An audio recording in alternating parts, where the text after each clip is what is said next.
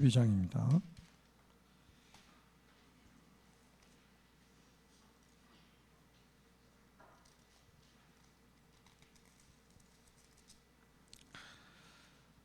로마서 12장 1절에서 3절까지 같이 읽도록 하겠습니다.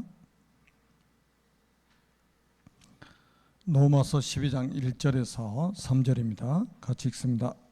그러므로 형제들아, 내가 하나님의 모든 자비하심으로 너희를 권하노니 너희 몸을 하나님이 기뻐하시는 거룩한 산 제물로 드리라. 이는 너희가 드릴 영적 예배니라. 너희는 이 세대를 본받지 말고 오직 마음을 새롭게 함으로 변화를 받아 하나님이 선하시고 기뻐하시는 온전하신 뜻이 무엇인지 분별하도록 하라. 내게 주신 은혜로 말미암아 너희 각 사람에게 말하노니 마땅히 생각할 그 이상의 생각을 품지 말고 오직 하나님께서 각 사람에게 나누어 주신 믿음의 분량대로 지혜롭게 생각하라. 아멘. 우리 신앙 고백 한번 하겠습니다. 주는 그리스도시요 살아계신 하나님의 아들이십니다. 아멘. 하나님께 드리는 삶입니다.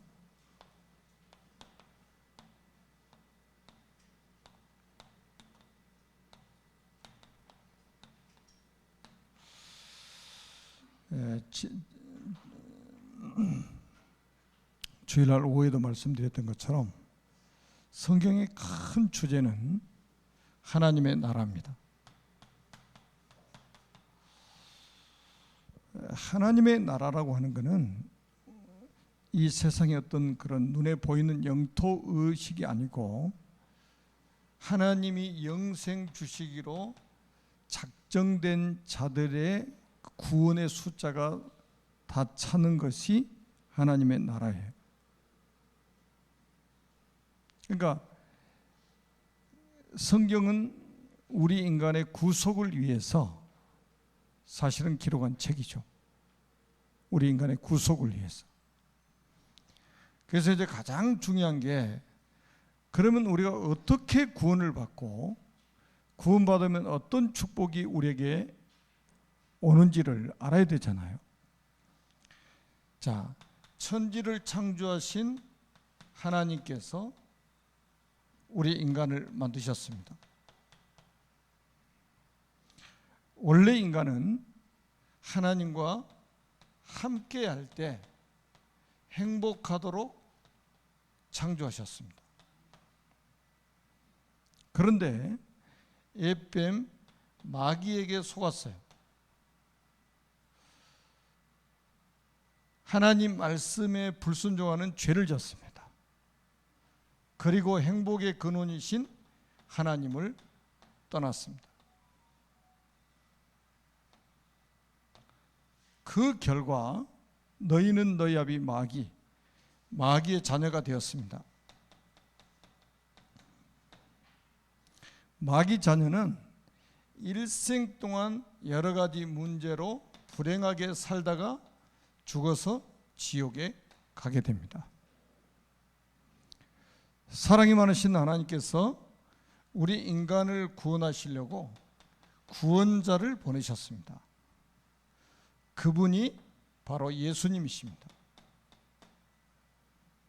예수님께서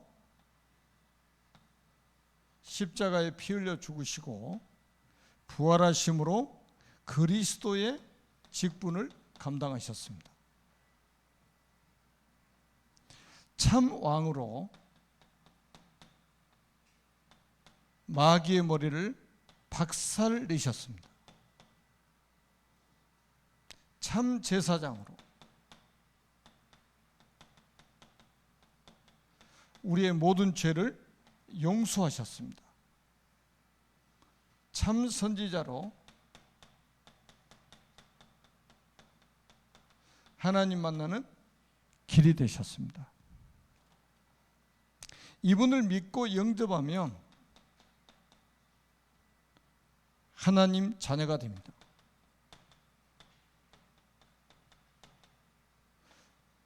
하나님 자녀는 일생 동안 참 행복을 누리며 살다가 영원한 천국에 들어갑니다. 이 예수 그리스도를 우리의 마음속에 주인으로 영접하면 됩니다. 혹시 이 방송을 지금 듣고 계신 분 중에 아직도 구원의 확신이 없는 분이 계시면 저와 같이 따라서 기도하시면 됩니다. 저와 함께 한번 기도하도록 하겠습니다. 살아계신 하나님, 저는 죄인입니다. 마귀에게 속아 하나님을 떠나 여러 가지 문제로 불행하게 살았습니다.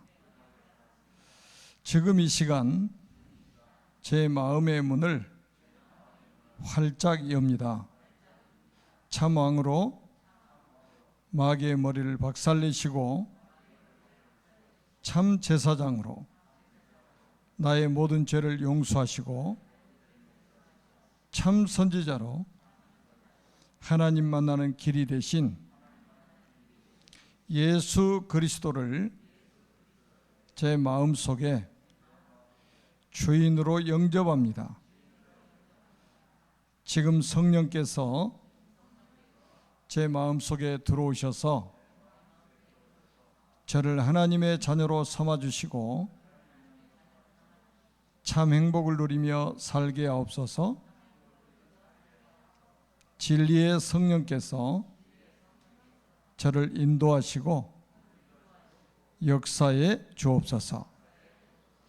저를 하나님의 자녀로 삼아주신 것을 믿고 감사드리며 예수 그리스도의 이름으로 기도합니다. 아멘. 제가 며칠 전에 어떤 분하고 상담을 좀 했는데 교회 다닌 지 7년이 넘었어요. 근데 구원의 확신이 없는 거예요. 너무 마음이 아파서요. 정확한 복음을 못 들으니까 7년 이상 교회를 다녔지만 자기가 구원을 받았는지 못 받았는지를 모르고 있는 거예요. 얼마나 간단합니까? 요한복음 1장 12절. 교회를 오래 다녀서 하나님의 자녀가 되는 것이 아니라 영접하는 자, 곧 그 이름을 믿는 자들에게는 하나님의 자녀가 되는 권세를 주셨으니 그랬습니다. 요한복음 1장 13절에 보니까 이는 혈통으로나 육정으로나 사람의 뜻으로 나지 아니하고 오직 하나님께로부터 난 자들이니라. 다시 말하면 하나님의 은혜가 임하면 예수가 그리스도로 십자가에서 우리 인생의 모든 문제를 해결하셨다는 게 믿어져 버리는 거예요. 그리고 그분을 마음속에 주인으로 영접해서 하나님의 자녀가 되는 겁니다. 하나님의 자녀가 되면 로마서 8장 17절에 보니까 어떤 축복이 있다고요? 상속자. 제가 만난 기독교인들이 거의 대부분들이 하나님의 자녀가 어떤 축복을 누리는지를 잘 모르는 거예요. 자녀이면 또한 상속자, 하나님의 상속자요 그리스도와 함께한 상속자니 그랬단 말이에요. 이거는 법적인 용어라고 그랬잖아요. 하나님의 나라를 법적으로 상속받을 수 있는 상속권이 주어진 거예요. 그래서 우리가 요한복음 14장 14절에 보니까 이때부터 기도하면 응답이 오는 거예요. 내 이름으로 무엇이든지 구하면 내가 시행하겠다. 요한복음 16장 24절에도 너희가 지금까지는 내 이름으로 아무것도 구하지 아니하였으나 구하라 그럼 받으리니 너희 기쁨이 충만하리라. 왜 하나님이 응답 주십니까? 하나님이 왜 응답을 주셔요? 하나님의 자녀에게는 상속자가 되는 법적으로 상속자가 되었단 말이에요. 상속분이 있는 거예요. 그래서 우리에게 하나의 응답을 주시는 거예요. 그래서 결국은 응답을 받게 되면 사도행 1장 8절에 증인으로 서게 된 거예요. 하나님이 증거를 주셔가지고 증인이 되게 만드시는 거예요. 얼마나 엄청 간단합니까? 자, 이렇게 구원을 받고 나면 하나님께 드리는 삶, 다시 말하면 우리가 어떻게 그러면 헌신을 할 수 있겠느냐 이 말이에요. 어떻게 무슨 헌신을 해야 될 거냐. 12장 오늘 본문에 로마서 12장 1절에 보니까 하나님이 기뻐하시는 거룩한 산 제물로 드리라 그랬습니다. 뭐를요? 우리의 몸을. 그 말은 뭐냐? 살아있는 희생물로 드리라는 거예요. 살아있는 희생물. 그런데 이제 거의 대부분의 현대 크리스찬들은 이익을 보려고 그러지 희생하지 않으려고 합니다. 뭔가 덕을 보려고 하지 희생을 하지 않으려고 그래요. 여러분 성경의 모든 인물들 한번 보세요. 복음을 이용해서 교회를 이용해서 어떤 이득을 취하려고 하는 사람이 단 한 사람도 없었습니다. 자기 몸을 살아있는 희생물로 하나님께 드린 거예요. 이런 사람을 하나님 기뻐하신다 이 말이에요. 그런데 이제 대부분 구원받지 못한 사람들의 특징은 뭐냐? 자기 몸을 희생물로 하나님께 드리려고 하는 것이 아니라 어떻게 하면 이익을 볼 것인가 여기에 딱 눈이 시선이 고정되어 있는 거예요. 그러면서 뭐라고 그랬습니까? 이 세대를 본받지 말고 오직 마음을 새롭게 함으로 변화를 받아. 2절에 보니까 이렇게 나오죠. 12장 2절에 이 세대를 본받지 말고 오직 마음을 새롭게 하라고 말씀하고 있습니다. 마음을 새롭게 하여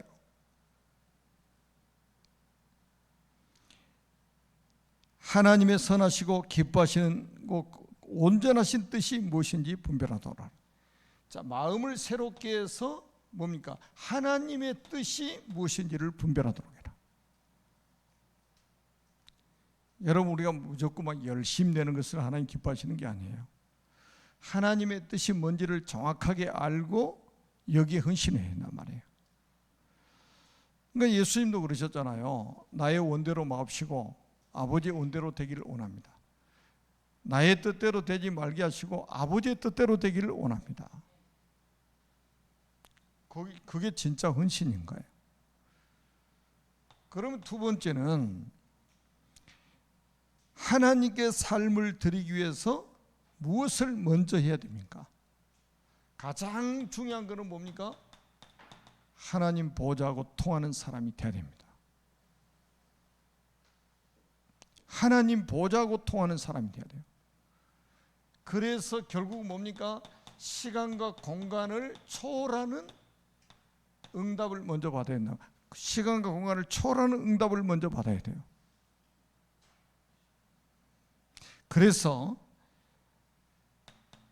마가복음 1장 35절에 보니까 예수님께서도 어떻게 기도하셨냐면 새벽 아직도 밝기 전에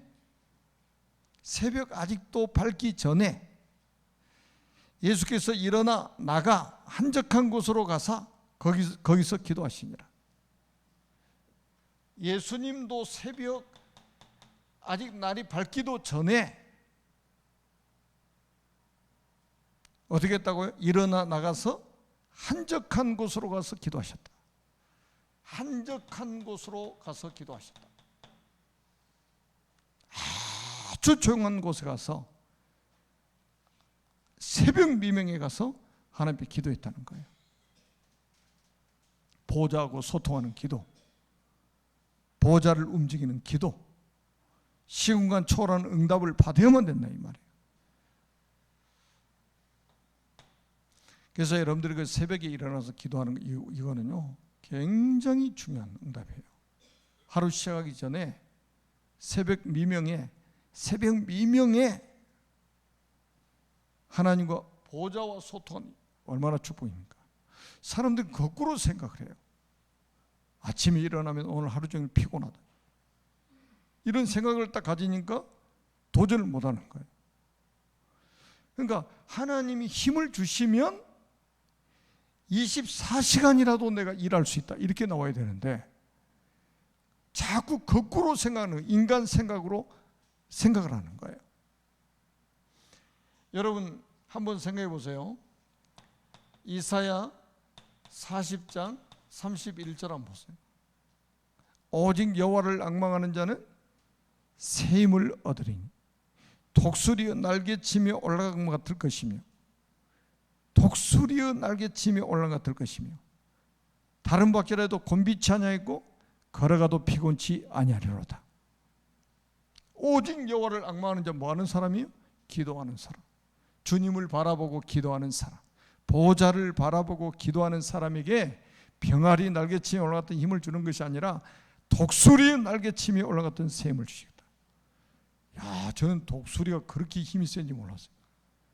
짐승을 낚아채 가지고 그 큰 양, 염소 이런 거 낚아채 가지고요 공중 날아다니잖아요.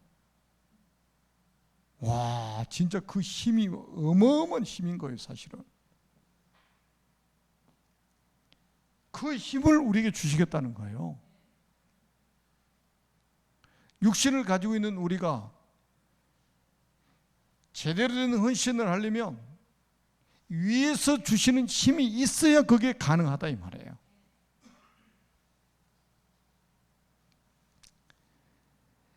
자, 예수님도 마가복음 14장 32절에서 36절에도 보니까 겟세마네 기도하셨잖아요. 십자가 지시기 전에 겟세마네 가서 어느 정도 기도했냐면 누가복음에는 이렇게 기록되어 있어요. 땀방울이 핏방울이 되도록 기도했다고 그랬어요. 땀방울이 핏방울로 바뀌도록 기도했단 말이에요. 예수님도 그렇게 우리의 기도를 하시면서 우리에게 본을 보이셨단 말이에요. 그리고 누가복음 6장 12절입니다.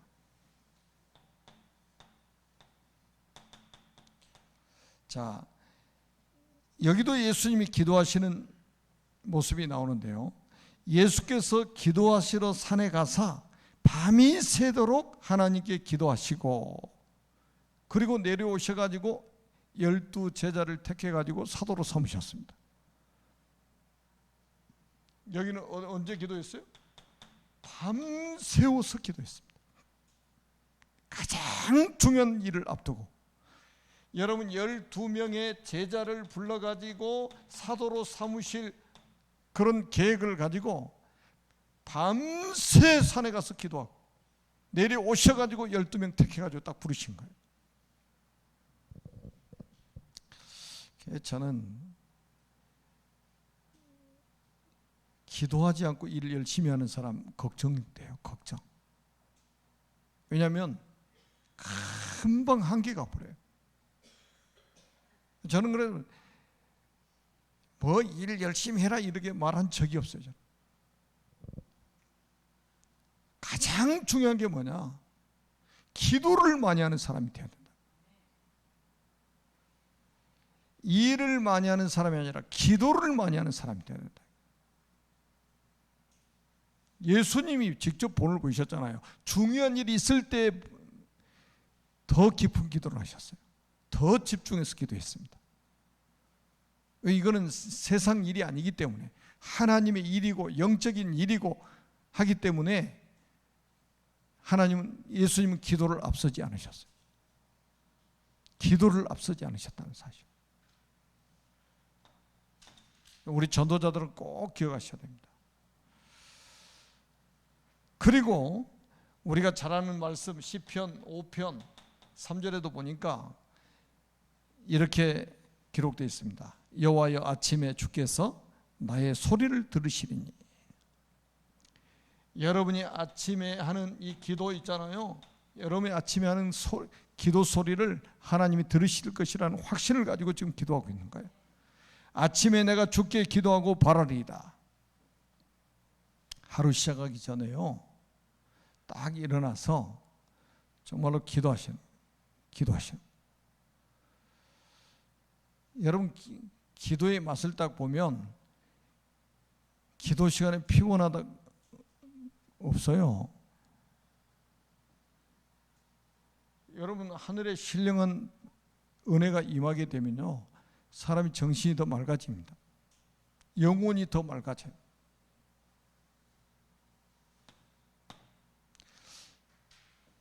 그래서 오늘부터 여러분들이 부담 갖지 마시고 한번 믿음으로 도전 한번 해보세요. 처음에는 우리가 기도를 합니다. 나중에는 기도가 되어져요. 기도를 하면 되어집니다. 그리고 세 번째는 왜 이 일이 먼저 있어야 하는가? 그러니까 왜 그러면 이 헌신 이전에 기도가 먼저 돼야 되느냐? 그게 바로 우리 대적이 있기 때문에 그래요. 제가 청년 때 어렸을 때부터 교회 다녔지만은 뭐 군대 가기 전에 뭐 주일학교 교사도 해보고 성가대도 해보고 다 해왔어요. 근데 그때는 뭐 제가 은혜를 받지 못하고 이제 막 그냥 교회가 항상 좋으니까 가서 그렇게 했어요. 근데 이제 청년 때 은혜를 딱 받고 나니까 교회 가서 막 기도하고 싶은 거예요. 그러니까 매일 새벽에 가서 기도하고 저녁이 되면 또 저녁에 매일 가서 기도했어요. 하루는 교회 가서 딱 기도하는데, 교회가 이제 상가에 있는 그 교회예요. 근데 기도를 하는데 혼자 이제 불도 안 켜고 이제 기도하는데, 저는 그 말 발굽 소리를 그렇게 크게 들어본 적이 없어요. 말이 막 때로 막 탁 이게 이런 바닥 막 가는 것처럼 막 소리가 막 들리는 거예요. 와, 그때 순간적으로 막 소름이 끼쳐요. 순간적으로 소름이 끼쳐. 혼자 있으니까. 그때는 이제 뭐 은혜 받은 이제 은혜 받고. 그래서 제가 하도 소름이 끼쳐가지고 집에 갔어요. 집에 가서 생각하니까 억울한 거예요. 이 분명히 영적 싸움인데, 그 다시 교회에 또 갔어요. 또 가서 기도했어요. 막 그때는 이제 예수 이름으로 이 흑암 세력들을 결박하는 기도를 하면서 기도했어요.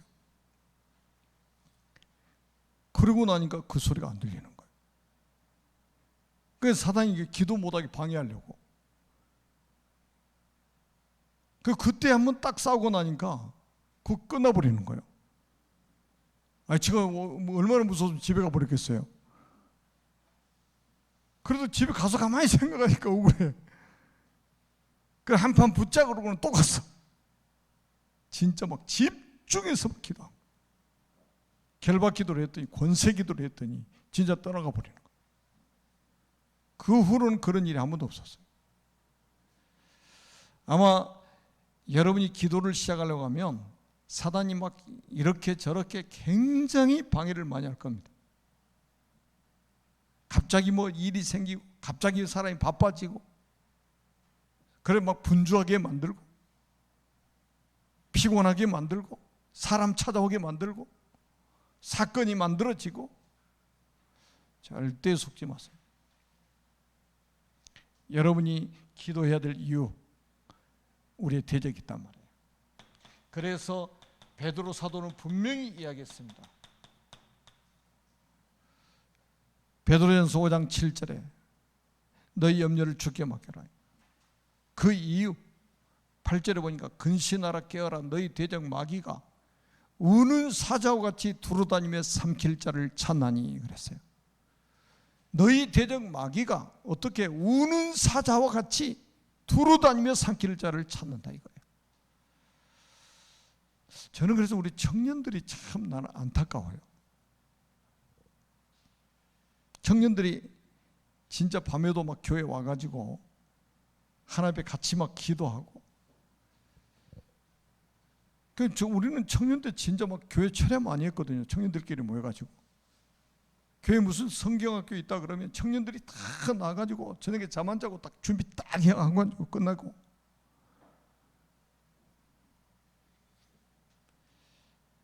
영적인 힘이 있으니까 청년들이 살아나는 거예요. 그냥 나이가 젊다고 해서 청년이 아니에요. 영적인 힘이 있어야 청년인 거예요. 자, 고린도후서 11장 14절에 보니까 이 마귀는 지금도 뭡니까? 광명의 천사같이 나타난다고 그랬어요. 광명의 천사로 가장해서 나타난다. 다시 말하면 뭡니까? 광명의 천사라는 것은 뭡니까? 지금도 보세요. 좋은 것 다 좋은 것을 줍니다. 좋은 것. 그 다음에 요즘에는 뭡니까? 편리한 것. 이런 거 딱 줍니다.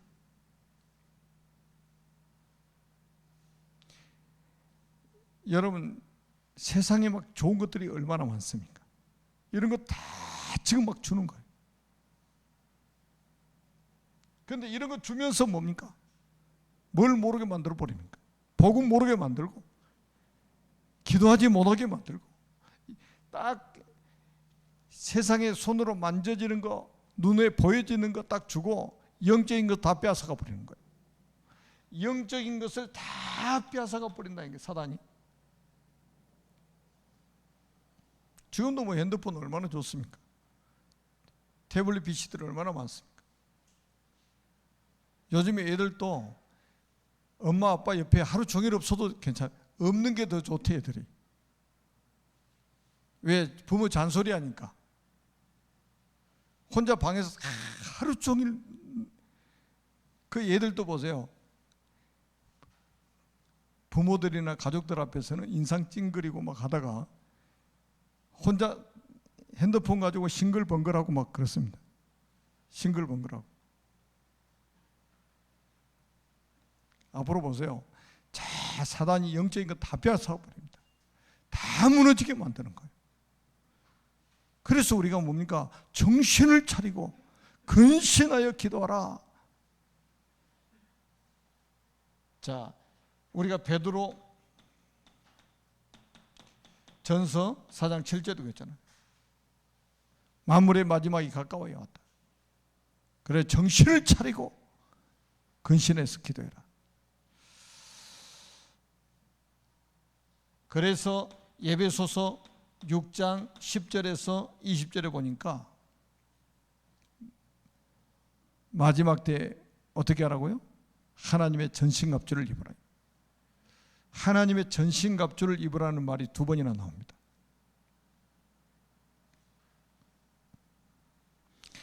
11절에 보니까 하나님의 전신갑주를 입으라. 13절에도 보니까 하나님의 전신갑주를 취하라. 이렇게 말하고 있습니다.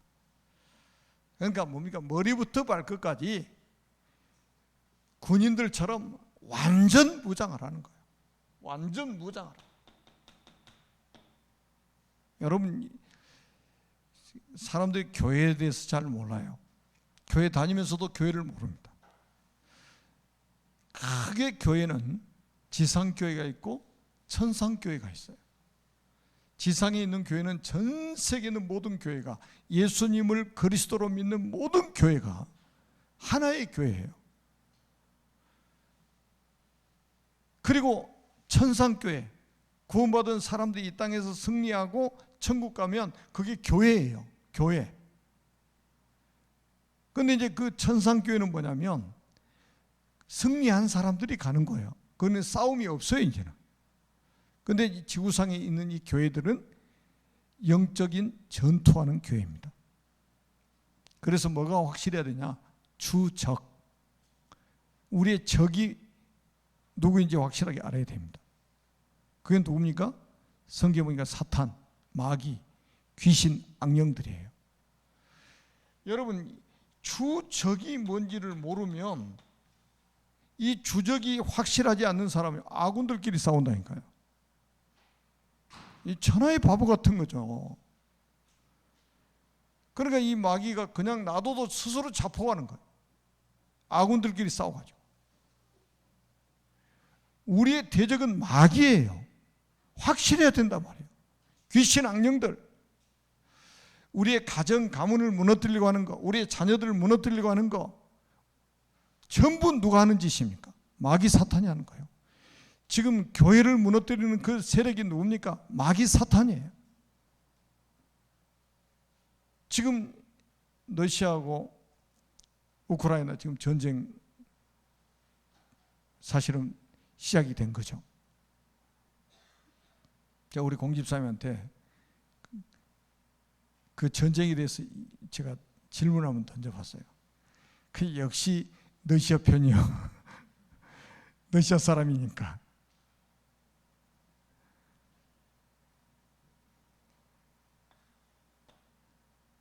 이게 중요한 것은 뭐냐? 전쟁을 통해서 사단은 파괴하려고 하는 거죠. 파괴하려고 그래요. 하나님은 뭡니까? 우리 인간을 구원하시려고 하는 게 목적이란 말이에요. 그래서 누구를 보내셨습니까? 그리스도를 보내셨어요. 하나님은 우리를 회복시키기 위해서 그리스도를 보내셨어요. 그래서 십자가에 죽게 만들고 그리고 사흘 만에 부활하게 만드셔가지고 우리를 십자가와 부활의 증인으로 세우셔서 세계복음하도록 만드시는 거예요. 모든 민족 만민 땅 끝까지 이르러 내 증인이라 하시니. 그러려면 우리가 뭡니까? 영적인 싸움을 해야 되니까 이 전도운동은 영적인 전쟁이에요. 그러니까 구역 식구들이 구역 공과 가지고 공부하고 딱 끝나면 안 돼요. 진짜 기도로 싸워야 됩니다. 구역 식구들 이름 하나하나 부르고 구역원들 가정의 자녀들까지 전부 이름 불러가면서 대신 싸워줘야 됩니다. 우리 교사들이 지금 뭐 해야 됩니까? 아이들한테 설교 한 편하고 공과 한 편하고 이게 끝나는 게 아니에요. 그 아이들의 이름을 불러가면서 영적 싸움을 대신 싸워줘야 된단 말이에요. 지금 우리 랩런트들 싸움을 못 하잖아요. 그래서 교사가 필요한 거예요. 주적인 누구라고요? 사탄, 마귀, 귀신, 악령이란 말이에요. 이것과 싸워야 돼요. 싸워줄 사람이 필요한 거예요. 여러분 새 가족들이 영적 싸움 할 수 있습니까? 영적 싸움 스스로 못해요. 그래서 그 새 가족을 위해서 영적 싸움을 대신해 줄 사람이 필요하다 이 말이에요. 하나님의 전신갑주를 입고 그래서 새 가족이나 렘넌트들도 영적 싸움 하도록 해야 돼요. 그래서 제가 교사 현신회 때도 말씀드렸잖아요. 우리 교사들이 아이들 데리고 절간에도 가보고 무당집에도 가보고 다른 뭐 이상한 종교들 많이 있잖아요. 그 현장에도 가봐야 돼요. 가서 보여줘야 돼요. 영적 실체를 알도록 만들어주고 너희들이 싸워야 될 대상은 사람이 아니고 이 악한 영이라는 걸 미리서 알려줘야 됩니다. 아니, 성경 보세요. 렘넌트들 전부 어렸을 때부터 영적 전쟁이 있잖아요. 자, 결론입니다. 어떻게 일을 할 수 있는가? 여러분들이 이제 보세요. 어떤 자세로 말씀을 받아야 됩니까? 여호수아 1장 8절입니다. 여호수아 1장 8절에 하나님께서 여호수아에게 이렇게 말씀하셨어요. 이 율법책을 내 입에서 떠나지 말게 하며 이 율법책을 내 입에서 떠나지 말게 하며 주야로 그것을 묵상하여 아주 중요한 단어들이잖아요. 주야로 그것을 묵상하여 그 안에 기록된 대로 다 지켜 행하라. 그리하면 내 길이 평탄하게 될 것이며 내가 형통하리라. 여러분 하나님 말씀을 입에서 떠나지 말게 하고 주야로 그것을 묵상하면 내 길이 평탄하게 될 것이고 형통한 축복을 주시겠다고 약속하신 거예요. 그래야 말씀을 받을 때 이런 자세로 받아야 된단 말이에요. 그럼 우리가 기도는 어떻게 해야 되느냐? 조금 전에도 말씀드렸죠. 마가복음 1장 35절. 예수님이 새벽 미명에 일어나셔가지고 나가셔가지고 한적한 곳에 가셔서 하나님께 기도하셨다고 성경 기록하고 있잖아요. 그 다음에는 우리가 뭡니까? 전도는 그러면 어떻게 해야 되냐? 디모데 후서 4장 1절로 2절입니다.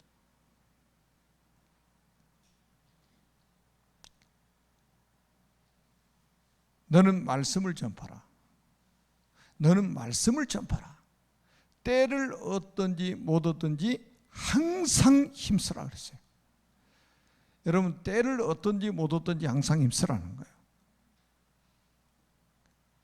듣고 안 듣고는, 믿고 안 믿고는 우리의 소관이 아니에요. 우리는 뭐 하는 거예요? 전하는 겁니다. 너는 말씀을 전파하라. 때를 얻든지 못 얻든지 그 사람이 구원받고 안 받고 하는 것은 네 소관이 아니야. 너희들이 해야 될 건 뭐냐? 말씀을 전파하라는 거예요. 다 듣게 하라. 모든 사람이 듣게 하라.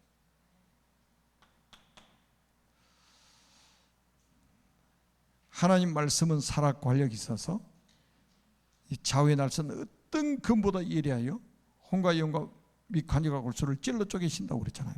히브리서 4장 12절에. 자, 그러면 우리가 전도운동 하다가 예수를 믿고 새로운 생명이 딱 나오면 어떻게 우리가 양육을 할 것인가? 이거 아주 중요하잖아요. 디모데 후서 2장 2절입니다. 충성된 자. 충성된 자에게 가르치라 그러잖아요. 그러면 그가 더 많은 사람, 또 많은 사람을 가르칠 수 있으리라.